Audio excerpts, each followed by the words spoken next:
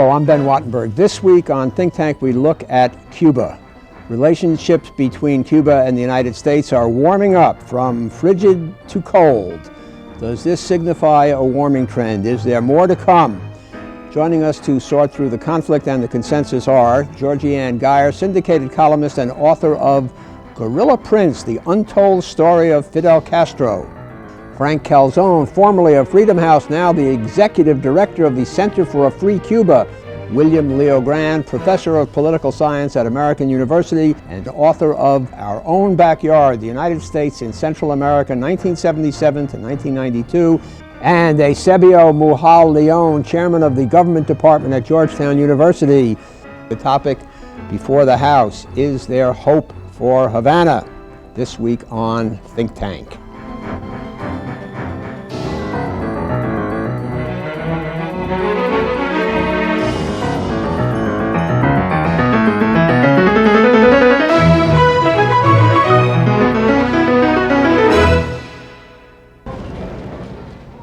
Cuba lies only 90 miles off the coast of the United States. In 1898, in the Spanish-American War, the United States helped Cuba defeat her imperial guardian, Spain. It was the conflict that made Theodore Roosevelt famous.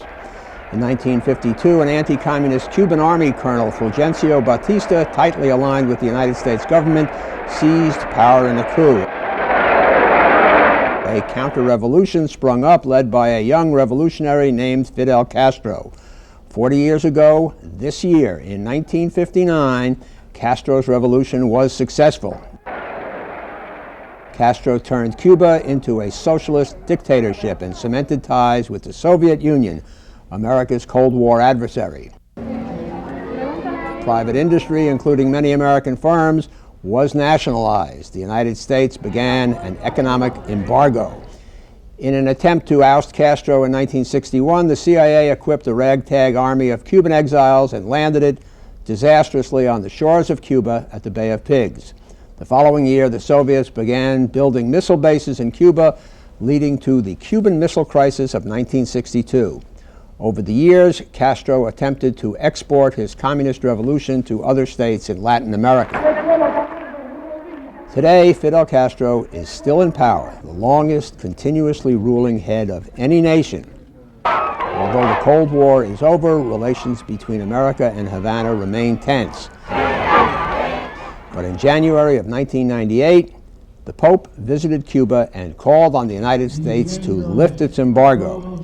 And in January of 1999, President Clinton began to ease the embargo, allowing money, food, and mail to go to Cuba. Lady, gentlemen, thank you for joining us. Gigi, what is President Clinton up to? What did this new order do? Well, I think they did about the right thing by my calculations, Ben. That was a slow, gradual opening up, the ability for Cuban Americans and others to send more money to their families there, supposedly to open mail, to open more telephone lines, without going into the lifting of the embargo, which the president can't do without an act of Congress because of Helms-Burton. And also we have to realize there's a lot of mirrors and mist here, because the embargo really doesn't stop Fidel from buying anywhere in the world. It just stops him from buying the United States, and he has no money. So this was about timed right. So this was an executive order. It was not an act of Congress. It was just the president on his own. No, an act of Congress would be Helms-Burton. Frank, what do you think of it? Well, I think the president is basically responding to a very active lobby that's been spending about $1.5 million a year to promote the lifting of the sanctions in Washington. Who makes up that lobby? Well, there's a number of, shall we say, progressive foundations. Mm-hmm. One of them is the ARCA Foundation. They support a number of programs. They all have one thing in common: they are against the sanctions. One important thing to keep in mind that you mentioned in the introduction is that it is true that the Holy Father asked for the sanctions to be lifted. The Church is against all embargoes everywhere in the world. But the Pope also called for Castro to open up to the world, to permit the growth of civil society in Cuba, to allow the Church a role in Cuban society. And up to now, the answer has been very negative on Cuba. By Castro. By Castro. Bill LeoGrande, how do you think this Clinton initiative is going to work? Well, I don't think it actually amounts to very much. The changes that have been made in existing policy are relatively small. They're going to apply to relatively few people. Now, I think more contact is better, but part of what the president was doing here was to give a little bit as a way of blocking the creation of a bipartisan congressional commission or committee to review the entire range of policy. You have been over the years in favor of lifting the embargo, is that right? I have. It seems to me that we've been trying now for 30 years to bring down Fidel Castro with 40. economic sanctions, and it hasn't worked. 40, excuse me, years, that's right, 40 years. Time flies when you're having fun. Sam, what do you think? Well, you know, I think that I don't think that there's that much to the administration's initiative. I agree with Bill in the sense that I think there's a tinkering at the edges. There's an effort to encourage people-to-people contact. There's an effort to try and loosen. But I think that the administration is bounded by, on the one hand, its own timidity. It's bounded by domestic pressure groups, and it's also bounded by the fact that there is very little evidence at all that a year after the papal visit, there has been any opening in Cuba whatsoever. So I think that the administration's response to that was to make an effort to open, but recognizing fully well that there are very clear and close margins. Now, here you have, though, a very unique personality, Fidel Castro, 40 years in power. Gigi, you wrote a biography of him. What do you make of him then and now? Well, I also interviewed him 4 or 5 times, spent a lot of time with him in Cuba some years ago. You got to realize that Fidel Castro is never going to change. You know, my good liberal friends say, oh, if we only did this, Fidel would do that. You got to drop that idea, because even if I think the people who despise him but who know him say, he's not going to change, Ben. It's like I have a wonderful cat, but my cat's never going to bark. Hardwired. And Fidel Castro is going to stay in power, and he's a Machiavellian par excellence. He's going to play everybody off. And so this should be looked upon as a gesture to see what he does. He won't accept it anyway, but it's good to make the gesture. I would say that there have been many gestures before. I mean, those who say that by simply lifting the embargo, things will change in Cuba, I think underestimate Fidel Castro. He is not a new kid in the block. He's not going to permit American investments to undermine his revolution. Every time the United States has tried to do something, his response has basically been to remain, stay put, and wait for the next concession from the United States. A couple of years ago, when the administration allowed the opening of bureaus, of press bureaus in Cuba, the president said, all right, 10 American media companies can go to Cuba. Since then, Castro has allowed 2. One is CNN and the other is AP recently. CNN is banned to the Cuban people. If a Cuban tries to set up an antenna to watch CNN, he goes to prison. Bill? We shouldn't underestimate how much change has actually gone on in the economy, and that's important. It is true that Castro has been following the China model of keeping a tight hand on the political front, but with the collapse of the Soviet Union, Cuba now, as a small export-oriented economy, has to trade in the world market, and the dollar has become in some ways more important in Cuba as a currency than the peso has. That has created a dynamic in Cuban civil society which Fidel Castro can't control. He talks about it all the time in his speeches, about how much he dislikes it, how upset he is about it, but they are being forced slowly but surely towards market-oriented economy. Well, he controls that because in the last 2 years, about 30%, there's now 30% less self-employed Cubans than there were before. So the concessions that he has made until now are the basis of outside pressure, basically the embargo and the sanctions. But is it the minute embargo? that you lift the sanctions, then there would not be any changes. It seems to me that you're looking at 2 processes that are very clear, but they're very different. On the one hand, and I would agree, I think there are very profound economic and social transformations that are taking place in Cuba. The state no longer controls the economy and no longer controls the society the way that it did 20 years ago. There is now criminality. There is now a thriving underground economy, and the dollar is, in fact, king of the economy. At the same time, you have someone that politically cannot be displaced.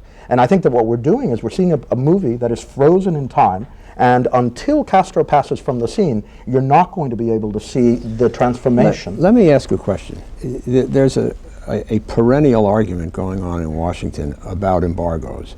One is embargoes never work. People just say embargoes never work. And as they cite all kinds of evidence, it's a sieve, it's this, it's that. On the other hand, you have people like Fidel Castro and Saddam Hussein, to name two that come to mind right away, saying, stop this embargo, you're hurting the women, you're hurting the children. If it doesn't help, I mean, if it doesn't put pressure on these administrations, why do they so bitterly complain about it? Ben, it has put pressure on Castro. It's helped bring him, plus his own weaknesses in the economy, down to where he is today. With Cuba is at rock bottom. It used to be one of the top 3 countries in the hemisphere. It's now down there with Haiti. But the thing about you approve of the embargo over the years. I do. But why? Because he can buy anything he wants anywhere in the world. He's got no money. It's not the embargo. Let's go back to first causes. Why, certainly after the end of the Cold War, are we still, people ask, are we so sort of fixed in our opposition to the Castro regime? Well, because it's an undesirable regime on our borders. We have the embargo. It's been successful. There's not really much reason to lift it. He can do business with anyone. You know, I'd like to ask Eusebio about these quote businesses that are all going down there. I keep looking for foreign investment there, and I find almost none. It's almost like another mythology. Well, I don't think there is a lot of investment. I think the investment is concentrated in tourism. It's concentrated, Sherritt, the Canadian company, in the nickel sector. It's rather limited, and it's very deliberately, I think, organized in a way that's limited. But, you know, I want to come back to your question. You can make an argument, and I think on at least 3 levels, in favor of the embargo or of some type of embargo. I think that there's a moral argument that has to do with the fact that there are certain regimes that fall outside the boundaries of civilized behavior in how they relate to their subjects. I think there are foreign policy arguments, because I don't believe in an argument that's based on sort of political geometry. You're doing it with China, and thus you have to do it with Cuba. You're doing it with China for a variety of reasons, not least that the Chinese have, in fact, over the last 15 years embarked on very ambitious and profound market reforms that have no correlate in the case of Cuba. And China is a potential and plausible threat to the United Absolutely, States, absolutely. and we have some very good reasons to try to make nice if we can. Exactly, and I think there's a third reason, which has to do, and here's where I think the debate needs to be joined and isn't very often joined in this country, and that is on the question of democratization. In other words, what kind of strategy, I mean, to what degree can sanctions contribute to democratization? And to flip it on the other side, to what degree does the lifting of sanctions contribute to democratization? And the concern that I have is more on that side rather than on sort of a firm adherence or an insistence on the question of sanctions, because I could well envision a situation where a lifting of sanctions in some broad way, in fact, helps consolidate and solidify a regime that is presently in crisis. I think there's an argument which has no empirical foundation whatsoever that simply if you lift embargoes and if you trade and you have commerce, you are going to sweep before you all kinds of political structures.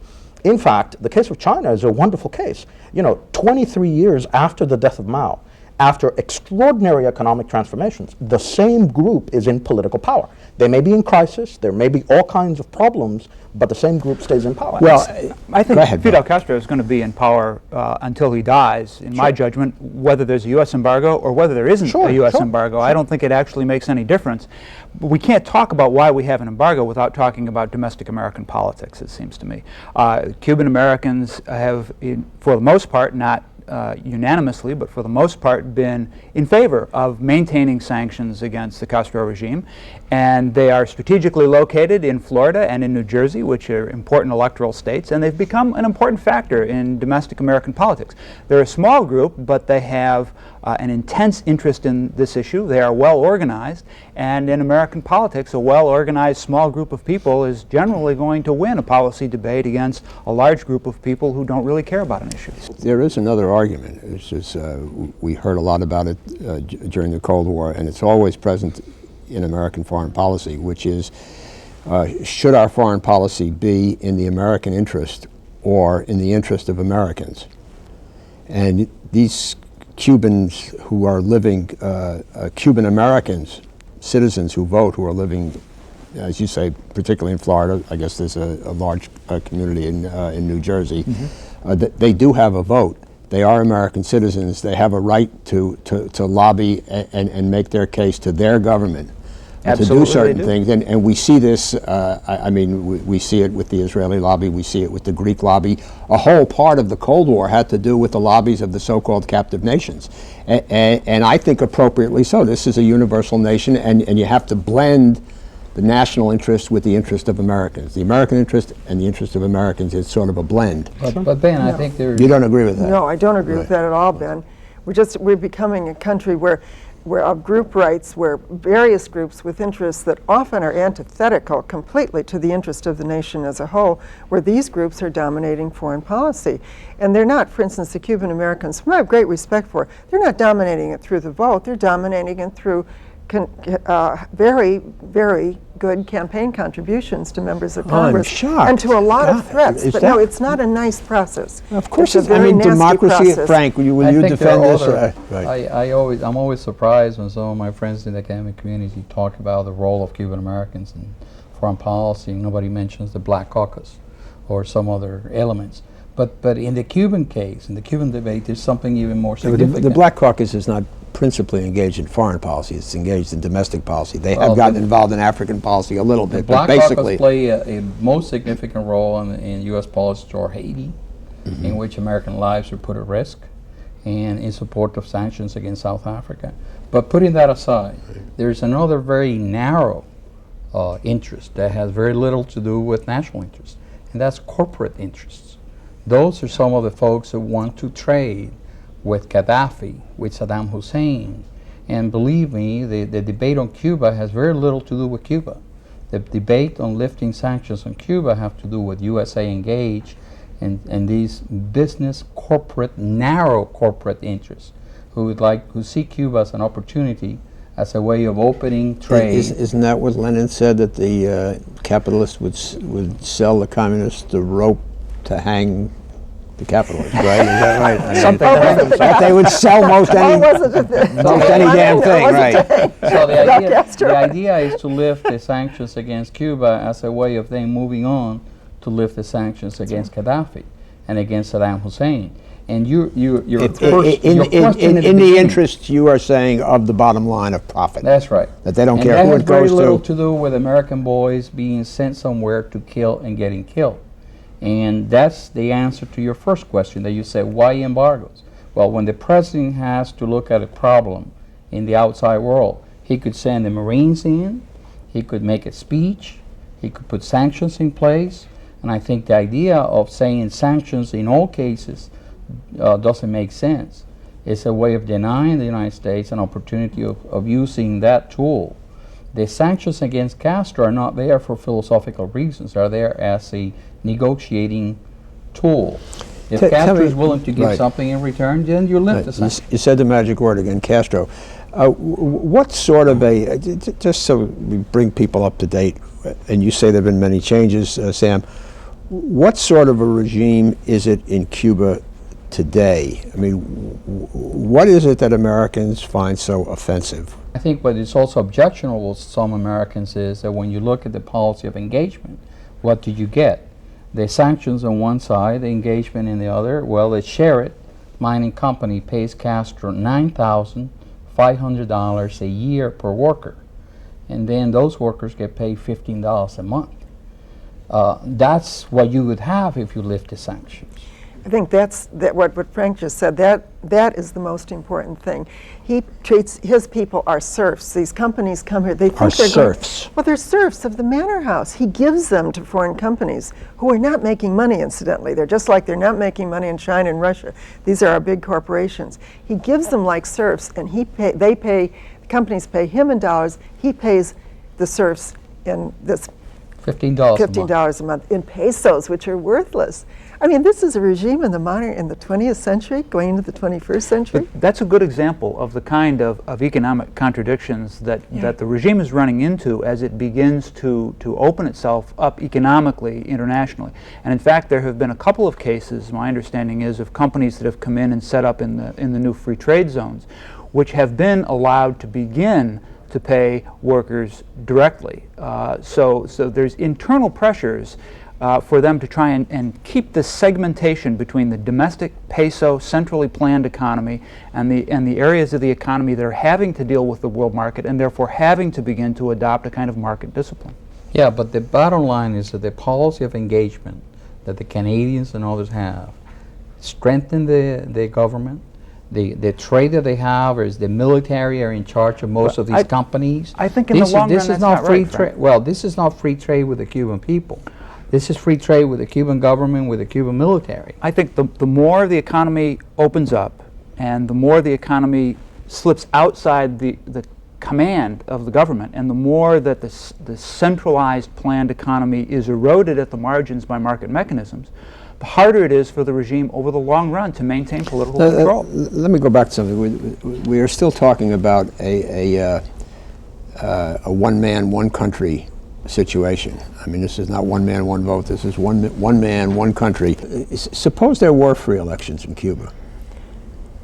Gigi? I think you got to be careful, because What would happen? I don't like Fidel Castro, but I respect his charismatic hold over the Cuban people. And when I was there and watched him in the Plaza de la Revolucion, 26th of July, were 200,000 people standing there for 9 hours, and this incredible exchange of power between them. I've never seen it. It was like Hitler, Mussolini. And there's still that feeling, which at least from what I hear from all of my sources, that he is their revolutionary leader, despite all the awful mistakes, the awful things he's done. And that kind of passive attention, that tie, is very scary to me, but I believe it's still there. I think one thing you can safely say over time, though, is that his support has probably been declining because of the performance, the economic performance of the regime since the collapse of the Soviet Union. And Gigi, I don't think you see those rallies anymore. that's true. I think now the rallies are by invitation only. Now there are just a few thousand people inside a courtyard. The days when there were 500,000 people in the plaza are long gone. It's like Mayor Daley used to say, "Get me a ruly crowd." Let's go around the room. We're about out of time, and give me in a short capsule what the prospects for Cuba are in the next 10 years. Sam? I think that so long as Castro is alive, there will not be any meaningful political change in Cuba. And I think so long as there is no meaningful political change or significant liberalization, the chances that there will be any evolution in American policy are also very dim. I think that once Castro dies, one should not assume that there is going to be a dramatic transformation. What I would expect is something more on the order, perhaps as he is in the very declining moments of his life, perhaps a military coup, because I think, in fact, although it's described as a communist regime and Fidel is described as a communist, he really isn't. The Communist Party is very weak. The only institution that functions in Cuba is the military. I think there will be a de facto military coup, and then there will be a sorting out within the military as to what path they take after the Castro period. Bill, you agree? I think the biggest change over the next 10 years is going to continue to be the changes in the economy. I don't think it's possible for Castro to insulate the domestic economy from the international economy. And so I think you're going to gradually see the Cuban economy have to operate by market discipline. And so it is going to become a capitalist economy whether Fidel Castro likes it or not. Frank? Well, that is based on the assumption that Castro cares whether the Cuban people can eat every day or have 3 meals a day. And 40 years have shown that he cares about remaining in power indefinitely. Whether the economy is in shambles or not, his first priority is to remain in power. I think as long as the United States policy for this hemisphere is a promotion of human rights and democracy, in Chile, in Haiti, in Central America, I don't see any chances of real change in Washington as long as there's no political opening in Havana. Gigi? Well, people constantly ask, what after Fidel? What is the succession going to be? Well, he's named his brother Raul as his successor, but no one takes that seriously, because Raul is what they say in Spanish, antipático. He's really very, very unpleasant compared to simpático. But I always remember what Fidel said about 4 years ago in a Time magazine interview, Time editors in Havana. They said, "What will happen after you are gone to Cuba?" And his exact words were, "I don't care what happens to Cuba after I'm gone." And he doesn't. He only cares about his own power. And that's the man that is, when his death comes, it is going to open a lot of people's eyes to what he was really doing all these 40 years. Thank you. Georgie Geyer, William LeoGrande, Frank Calzon, and Eusebio Mujal-Leon. And thank you for Think Tank. I'm Ben Wattenberg. We at Think Tank depend on your views to make our show better. Please send your questions and comments to New River Media, 1150 17th Street Northwest, Washington, D.C. 20036, or email us at thinktank@pbs.org. To learn more about Think Tank, visit PBS online at www.pbs.org. And please let us know where you watch Think Tank.